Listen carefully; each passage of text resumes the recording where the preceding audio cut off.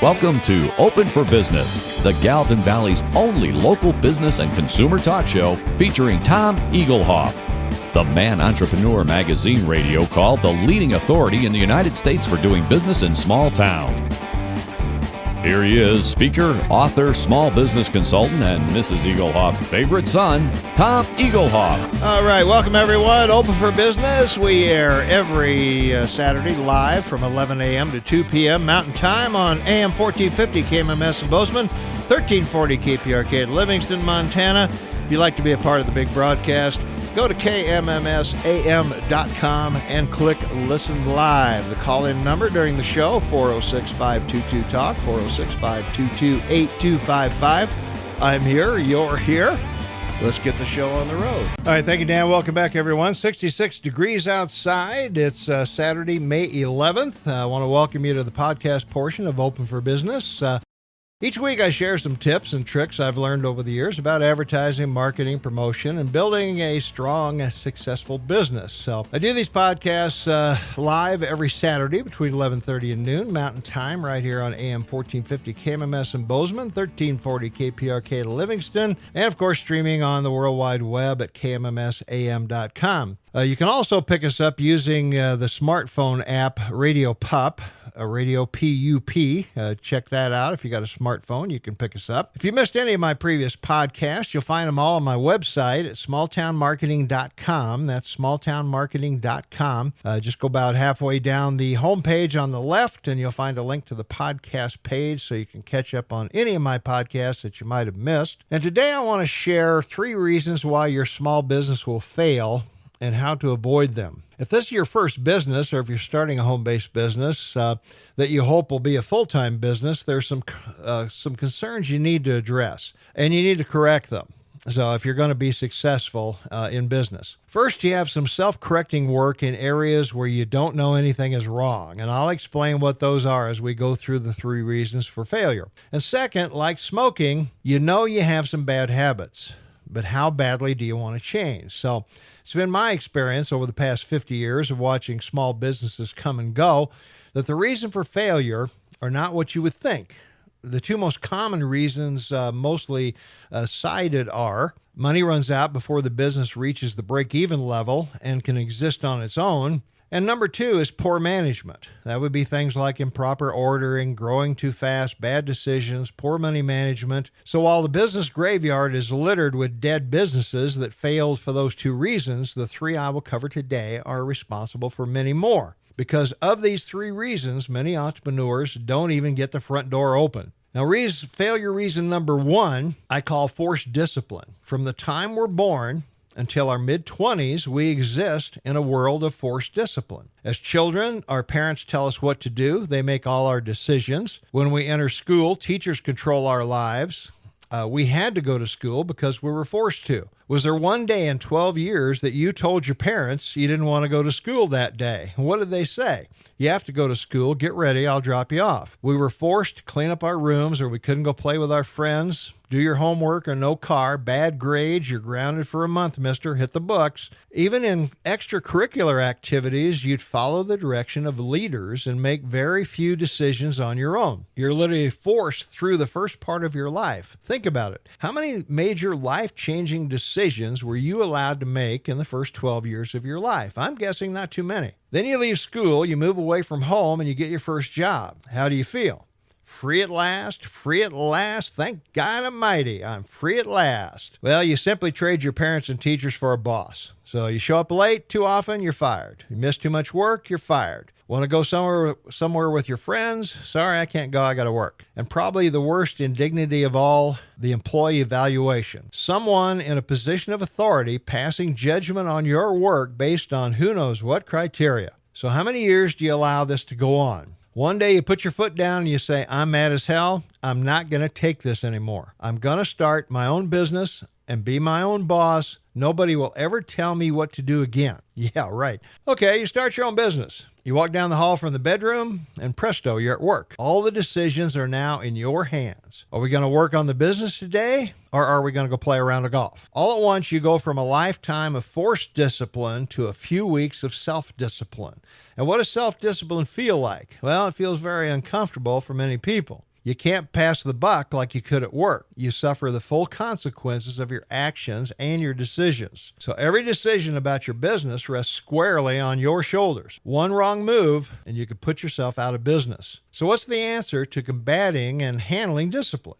Well, first, we have to recognize that you're going to have to make some changes. You've gone through years of mind control at the hands of others, and now it's a whole new ballgame. It's not what you think you are that's important. It's what you think you're not. Because of the input by other people, you have a perception of what kind of person you are, and usually it's wrong. Start putting that lifetime of evaluations, the passed over promotions, and the unappreciation behind you. It has no place in your present situation. You must concentrate on the person you really are, not what someone thinks you are or were. People adapt, and so can you. Now, to start your rehabilitation process, I suggest you read 2 books. The first, The Magic of Thinking Big by David Schwartz, and Think and Grow Rich by Napoleon Hill. You should add these 2 books to your library today and read them at least twice yearly during your first 2 years of business. Now, these 2 books will help you break the bonds of forced discipline by showing you how to see and be the person you really are. Failure reason number 2, associations. There are many reasons people want to start a business, but almost none start with the expectation of failure. You've done some homework. You might have some form of a business plan started. You've read, studied, and evaluated your business idea and feel confident about moving forward. Sooner or later, though, the time comes you must tell someone about your plans to start your business. And in many cases, the first people to hear about your grandiose plans are your parents or friends. So one of the really bad things about parents, they try to protect you from yourself. It's a miracle you ever learned to walk with them around trying to catch you before you fell. So why do we go to our parents, or even worse, our friends, for advice or approval? Because we know them, and even worse, we think they know us and our capabilities. Trust me, they don't. If you wanted to become a pro golfer, would you ask a tennis player or a bowler for advice about how to do it? No, you'd probably start hanging around the golf course. Remember your first day on the job? Didn't the boss put you with somebody to show you the ropes? Would you have told your first boss, "Sorry, Dad, my friend will be down to train me later. I'll wait for him, but thanks anyway"? Is that really so ridiculous? What do your friends and family know about your business? If your dad's a mechanic and you want to start your own car repair business, he is not qualified to advise you unless he owns his own car repair business. Now, he can certainly advise you about the pay for a mechanic, the duties of a mechanic, the tools a good mechanic might need, but unless he's run all aspects of that business, he's unqualified to advise you. At best, he could give you a somewhat educated guess. Do you think Bill Gates saw Microsoft as it is now in the early 1980s? Probably not quite as big, but he saw Microsoft as a major player in computers long before it was. And he directed it, and he made it happen because he saw it before anyone else did. His parents were disappointed when he dropped out of college to pursue a computer career, but his father hoped he would be a lawyer. What if he had done what they wanted instead of following his dream? So spend your time talking to those people who have successfully done what you want to do. Don't waste your time and energy with anyone who is uninformed about your business or industry. There's nothing wrong with being respectful and listening to your friends as they go down the long list of reasons you'll fail. But when that conversation ends, put it out of your mind. Unqualified people have an uninformed opinion that carries no value. Have they spent 1 second researching your business idea like you have? Of course not. Yet you give value to their direction? Why?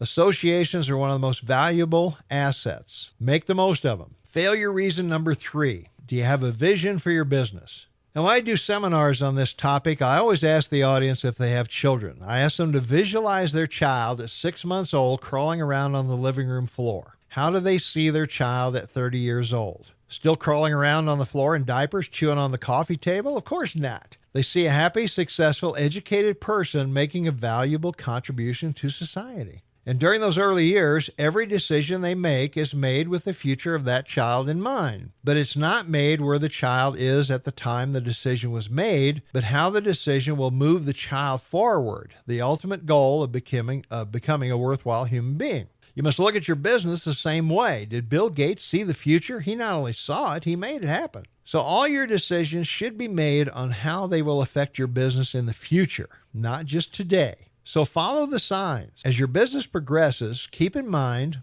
your vision of the final destination. A ship captain sailing from New York to London can't see his destination for 99% of the trip, but he has a compass and the stars to guide him. There are signals all along the way that he's on the right course. So set goals, keep on course, and follow the signs. There will be speed bumps, there will be adversity, and there will almost certainly be disappointment. So how you handle each of these will determine your success or failure. But be armed with the knowledge that the decisions you make are not always going to be the right ones, but you can't overcome that forced discipline until you make those decisions on your own. And learn from each decision you make, the good and the bad. Positive associations are critical to your success. Negative people can't help you. Find the best available qualified people to advise you. And if there's one secret to success, it's simply finding someone who is successfully and profitably doing what you want to do and do what they do. And finally, see your business as it will be, not as it is today. Today, you have a card table and a phone in the corner of a spare room. That's not your business. You are the CEO of a very successful company that's going to be very well known in 2, 3, or 4 years. So start acting like you're already there. Walk like a success, dress like a success, talk like a